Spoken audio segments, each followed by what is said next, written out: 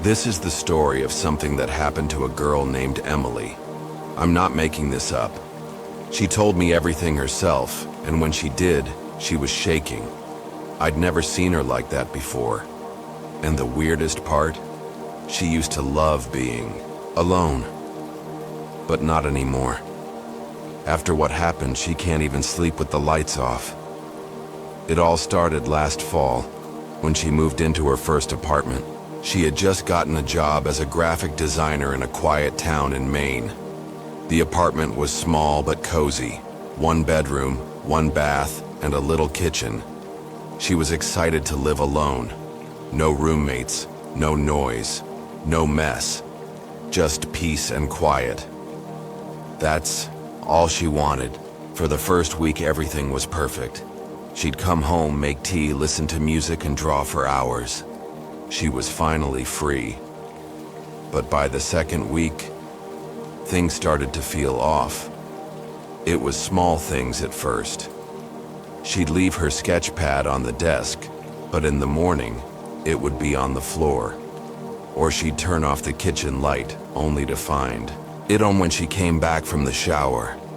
She thought maybe she was just tired or forgetting things.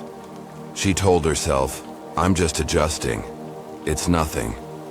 But then came the night when she was working late on a design. It was almost midnight. The room was silent except for the soft hum of her laptop.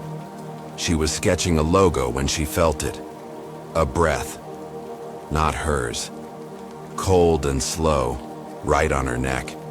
She spun around so fast she nearly fell off the chair. No one was there. She checked the window. Closed. The door. Locked. Every light in the apartment on. She didn't sleep that night. The next morning she called her mom and laughed it off, saying, "Guess I scared myself." Her mom said, "Maybe you just need a break. Go outside more. Don't let your imagination run wild." But Emily wasn't imagining things, and she knew it now. That same evening when she came home from work, her door was unlocked. She was sure she had locked it. Heart pounding, she pushed the door open and called out, "Hello?" Silence. She stepped inside slowly. Everything looked the same until she walked into her bedroom. On her pillow was her favorite necklace, the one she hadn't worn in weeks, the one she kept in her jewelry box under her bed. It was just sitting there. She didn't even touch it. She backed out of the room, grabbed her coat, and stayed at her friend Rachel's place that night. Rachel told her it was probably just stress. "You've been working too hard, Em. Maybe you left the necklace out without realizing." But Emily knew. She knew she didn't. Still, she went back the next day trying to act normal. She didn't want to be the kind of person who got scared of shadows, but the shadows weren't the problem. That night she woke up at 3:03 a.m. exactly. She didn't know why. No sound, no light. Just something woke her. She sat up in bed and saw it. There was someone standing at the end of the hallway. She couldn't see the face, just the shape. Tall, completely still, half hidden in the darkness. She blinked. Gone. She turned on every light in the apartment, checked every corner, under every table, inside every closet. Nothing.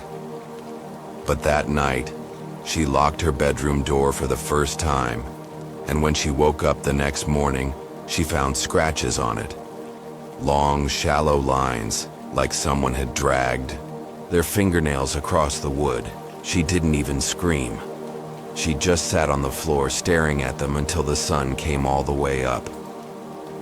That was the day she decided to install cameras, just one, facing the hallway. She didn't care if it made her seem paranoid. She needed to know. The next night she left the camera on and tried to sleep. She couldn't. She just lay there, eyes open, staring at the door. Nothing happened. The next night, same thing. Quiet. But on the third night, something did happen. She checked the footage in the morning. The camera had picked up movement around 2:58 a.m. She hit play. At first, the screen was still. Empty hallway. Nothing. Then, slowly, the bedroom door creaked open, on its own. And from the corner of the hallway, something stepped into view. It wasn't a person. It was tall, thin, its limbs too long, its head bent at an unnatural angle. Its skin looked gray, like it had never seen sunlight. And its eyes, they glowed. Faintly, like dying embers. It glided down the hall, stopped in front of the camera, and stared. For 15 full seconds it just stared. Then, as if realizing it was being watched, it smiled. A wide, unnatural grin. Then it turned and vanished back into the dark. Emily dropped her phone. She was shaking so badly she could barely breathe. She didn't go to work. She packed a bag and left. She moved back in with her parents that same day. Told her landlord she was done. Didn't even wait to sell the furniture, and she never looked back. To this day, she refuses to live alone. She keeps a nightlight on, even when she's staying in her childhood bedroom.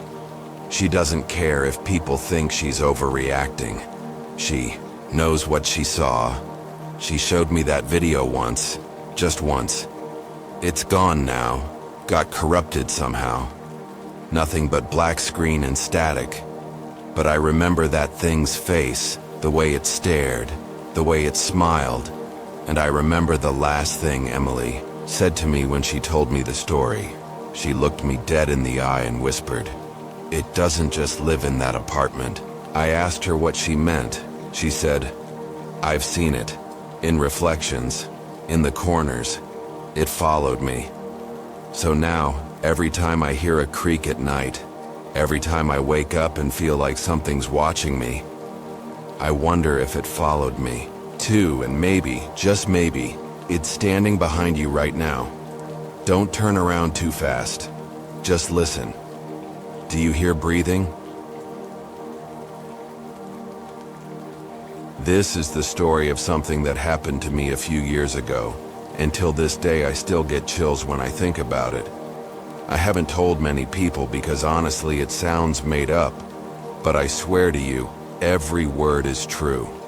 So listen closely. It was during the winter. I had just moved to a small town for work. The company gave me a temporary house to stay in until I found my own place. It was at the edge of the town, quiet, surrounded by trees, and completely alone. The nearest neighbor was a 5-minute walk away. I thought it was peaceful at first. No traffic, no noise, just silence. The house was small, but cozy. 2 bedrooms, a small kitchen, and a living room. It had old wooden floors that creaked every time I took a step. During the day, it was lovely. Sunlight came in through the windows and made everything look warm. But at night, something felt off. The first night I stayed there, I brushed it off as just being new to the place. You know when your mind plays tricks on you? Every little sound seems louder. A branch tapping the window feels like a knock. Pipes in the wall make you freeze. That sort of thing. But even then, something in my gut told me this wasn't just my imagination. The third night was when things started. I was watching a movie, lights off, just a small lamp on the side table. Suddenly, I heard footsteps upstairs, clear as day. 1, 2, 3. I paused the movie and sat still, listening. I was alone, or at least I was supposed to be. I waited. Silence. I thought maybe the house was just settling or something. Old houses do that, right? But then I remembered. I hadn't even gone upstairs since I moved in. I had left the second floor completely untouched. Still, I gathered enough courage, picked up the flashlight, and slowly went upstairs. The wooden stairs creaked with each step. The air felt colder as I went up. I reached the hallway and everything looked normal. I checked both bedrooms. Empty. I checked the small bathroom. Nothing. But just as I turned to go back downstairs, I felt it. A chill ran through my spine like something was behind me. I turned fast. Nothing. No one. But I swear, I felt it. I even whispered out loud, "Hello?" But of course there was no answer. I tried to laugh it off. Maybe I was just nervous. Maybe I was letting the silence get to me. But from that night on, things only got weirder. Every night around the same time, sometime between 1 and 2 a.m., I would hear sounds. Footsteps, scratching on the walls, sometimes even what sounded like soft humming from upstairs. I never caught anyone, never saw anything. One night, I decided to stay awake and try to catch whatever it was. I sat in the living room with all the lights off, just listening. And like clockwork, the sound started. Footsteps. But this time, they weren't just upstairs. They were coming down the stairs. I froze. The sound was slow, heavy. Step by step, I couldn't see anything.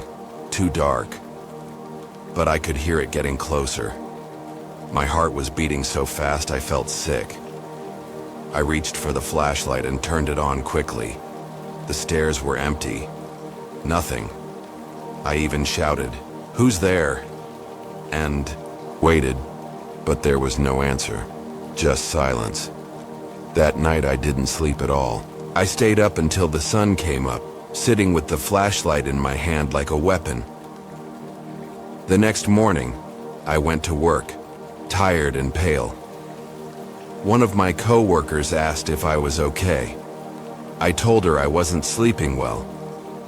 She laughed and said, "It's probably that house. Everyone says it's haunted."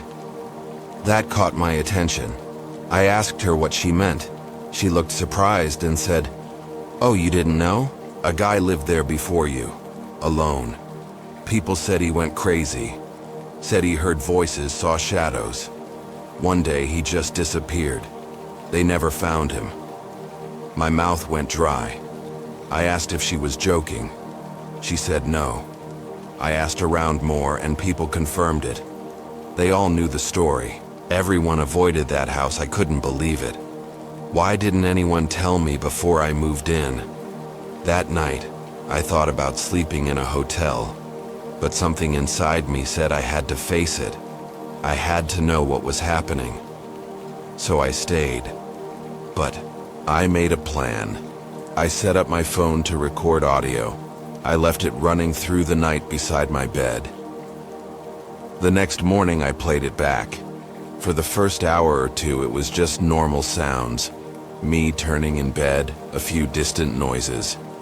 But then, around 1:30 a.m., I heard something that made my blood run cold. It was a voice. A whisper, close to the phone. It said my name. Not once, not twice, but 3 times. Whispered so softly, like someone was standing right next to my bed. I dropped the phone and just stared at it. I couldn't move. My whole body went numb. I couldn't explain it. I hadn't told anyone my full name in this town. I kept thinking, who or what knew it? That was the final straw. I packed my bags that morning and left. I didn't even care about the job. I just wanted to get away from that place. I never went back. I never even looked behind as I drove away. To this day, I don't know what was in that house. A ghost? A spirit? Something evil? I don't know. But I know this. Something was there. Something watched me. Something whispered my name, and it didn't want me to leave. So if you ever find yourself staying alone in a house far from town, and you start hearing things in the night, don't ignore them. Trust your gut.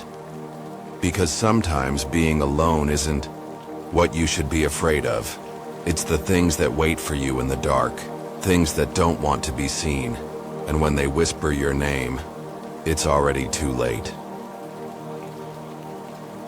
This is the story of something that happened to my cousin, Rishi.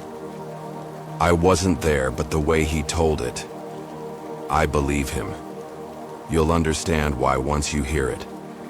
So just listen carefully, and don't lose focus. Because the scariest part is that everything I'm about to tell you really happened. Rishi had just finished college and got a job in a small city in the hills. He was new there, didn't know many people, and stayed in a rented flat.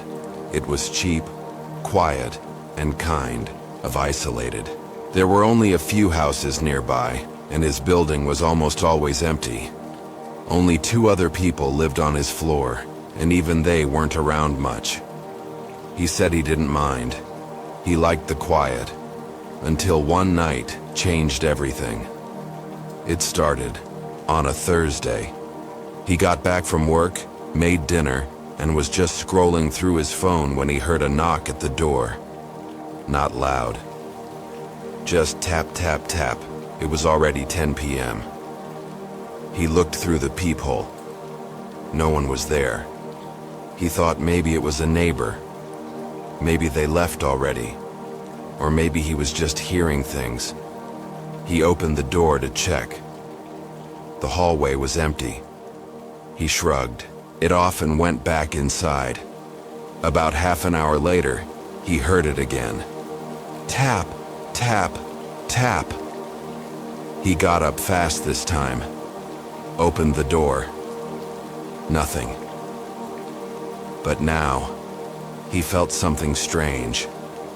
A cold air hit his face. Like the hallway wasn't just empty, but dead. No sound, no wind, not even the usual creaking from the old pipes.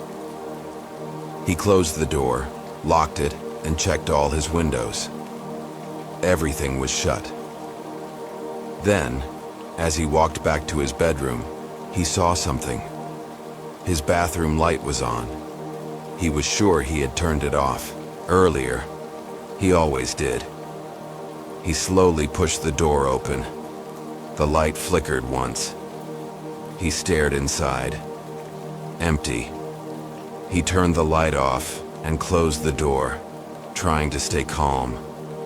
Maybe he just forgot. Maybe it was nothing.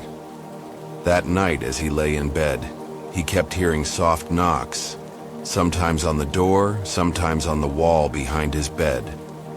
And once, he swore it came from the wardrobe. He barely slept. The next morning, he asked the 2 other people on his floor if they'd heard anything. One of them looked surprised and said, "No, but strange things do happen in this building." Rishi asked what she meant. She said a few years ago, someone had died in that flat. A young man, lived alone, just like Rishi. No one knew how he died. Some said it was suicide. Others said they found the door locked from inside and his body lying in front of the wardrobe with a terrified look on his face. Rishi didn't believe in ghosts, or at least he didn't. But now, he couldn't stop thinking about it. That evening, he came home from work and found something that made his skin crawl. A small paper note was lying just inside his door. It had no name, no handwriting, just 4 words written in red ink. Do not open it. No explanation. Nothing else. He stared at it for a full minute. Who had put it there? And what was he not supposed to open? He checked the door. Locked. No signs of tampering. Then he noticed his wardrobe door. It was slightly open. I didn't remember leaving it that way. He always closed it before going to work. He slowly walked toward it, heart pounding, hands shaking. He pulled it open all the way. Nothing, just clothes, shoes, a bag. He stepped back, trying to calm down. Maybe someone was playing a prank. Maybe it was a sick joke. But that night, the knocking returned. Louder, sharper. And now, it came from inside his room. He turned on the lights. No one. He checked every corner. Nothing. But as he stood in front of the wardrobe again, he noticed something new. Scratch marks. Faint, but definitely there. On the inside of the door. Like someone had tried to claw their way out. He didn't sleep that night. Just sat in the chair with the lights on, watching the wardrobe. At 3:17 a.m., he said, the light suddenly went out. The whole apartment went black. He fumbled for his phone, turned on the flashlight, and then he saw it. The wardrobe door was wide open, and someone was crouched inside. Rishi says he didn't even scream. His throat locked up. He just stared. The figure was pale, face hidden in shadow, thin arms wrapped around its legs. It rocked back and forth slowly, making a soft clicking sound. Then it looked up. Its eyes were white. No pupils, just white. And it smiled. That's when Rishi found his voice. He ran out of the apartment barefoot, phone still in hand. He didn't stop until he was standing on the street. He called the police. They came, checked the place, found nothing. Said maybe he had a nightmare. Maybe it was stress. But Rishi knows what he saw. The scratch marks were still there. The note was gone. The wardrobe was closed again. Like nothing happened. He moved out the next day. Never looked back. Never even collected his deposit. He says he still sees that thing in his dreams sometimes. Sitting in the dark. Rocking. Smiling. Whispering. Do not open it. And now I'm telling you this story because sometimes when I'm home alone and I hear a noise in the middle of the night, I think of that wardrobe. I think of the pale figure, crouching inside, waiting. And I wonder, what would have happened if Rishi had opened it all the way that first night, or worse? What if he hadn't? So if you ever get a note without a name, without a reason, and it says, do not open it, do yourself a favor, don't. Because some doors, once opened, don't close again.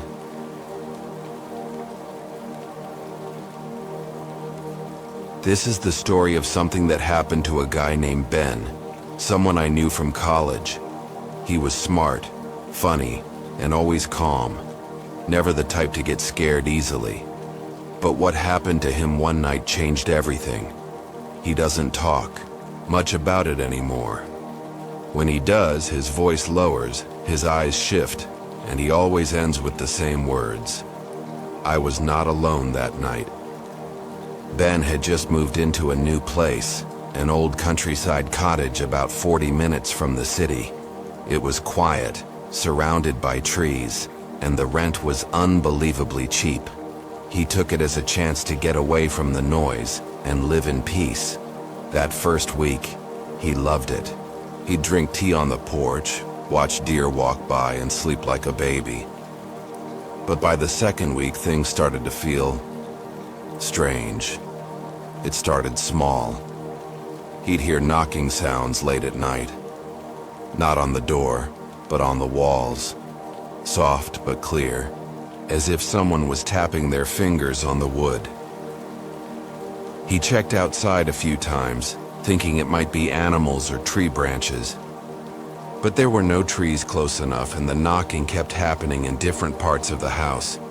Then one night, around 2 a.m., he was woken by the sound of footsteps. Slow, careful steps. He froze in bed, holding his breath. He knew he had locked every door. He listened. The footsteps moved from the hallway to the kitchen, and then stopped. Ben got up, grabbed a flashlight, and tiptoed through the house. Nothing. No one. He checked the locks again. Still locked. He told himself maybe it was just the house settling. Old wooden houses make weird sounds, right? But the next night, it wasn't just sounds. He was in bed, scrolling through his phone with his bedside lamp on. That's when he noticed it. A shadow. It moved across the wall near his closet, quick and smooth. He looked up, thinking maybe it was a moth or something flying by the light. But there was nothing there. Still, he got up, opened the closet. Empty. He didn't sleep much that night. The following day, he installed a small bell on his front door, the old-fashioned kind. He figured if anyone came in, he'd hear it. That night, he finally started to doze off when, ding-a-ling, the sound of the bell, clear as day. He jumped out of bed, grabbed a kitchen knife, and crept toward the front door. It was wide open, but no one was there. He turned on every light, searched the house inside and out. No sign of forced entry, just the cold, open door. He stayed up until sunrise, sitting on the couch, gripping the knife, waiting for something to move. The next morning, he called me. He tried to act calm, but I could hear the fear in his voice. He said, "Hey man, I think someone's messing with me." I offered to come stay with him for a few days. He said no. If it's just me being paranoid, I don't want to drag anyone into it. But by the third night, he couldn't deny it anymore. He was reading in bed when he noticed something strange. The air in the room changed. It got heavy, like someone was standing right beside him. And then, the pages of his book started to turn on their own. Slowly, like invisible fingers were flipping them. Ben froze. His mouth went dry. He reached out and slammed the book shut. That's when he heard it, a whisper, right in his ear. It said, "Get out." He leapt from the bed and ran out the front door, barefoot and shaking. He sat in his car the rest of the night, lights on, door locked, staring at the house. The next morning, he went back in, grabbed his essentials, and drove to the nearest motel. That's where he stayed for 3 days, refusing to go back. Eventually, I convinced him to return with me during the day to pack the rest of his stuff. We arrived around noon. It was quiet, peaceful. The house looked completely normal. We walked inside. Everything was where it should be. No damage, no signs of a break-in. Ben relaxed a little. Maybe, just maybe, it had all been in his head. That was until we went into his bedroom. The walls were covered in scratch marks, long, deep lines, as if someone had clawed at them over and over. Ben turned pale. He hadn't seen those before. And, worse, right above the headboard of his bed, someone had written a word in red. Just one word. Stay. We didn't wait. We left everything else behind. Ben never went back. He reported it to the police, but they found nothing unusual. No prints, no signs of forced entry, no evidence of anyone else being there. But he knows what he experienced. I saw it too. And you know what's strange? About a week after that, I started waking up at 2 a.m. for no reason. I'd just open my eyes and my room would feel cold, heavier than usual. Once I thought I saw something in the corner, not moving, just watching. I never told Ben. I don't want to worry him. But I've started leaving a bell on my door too, just in case. Because if you ask me, whatever was in that house, it didn't stay there.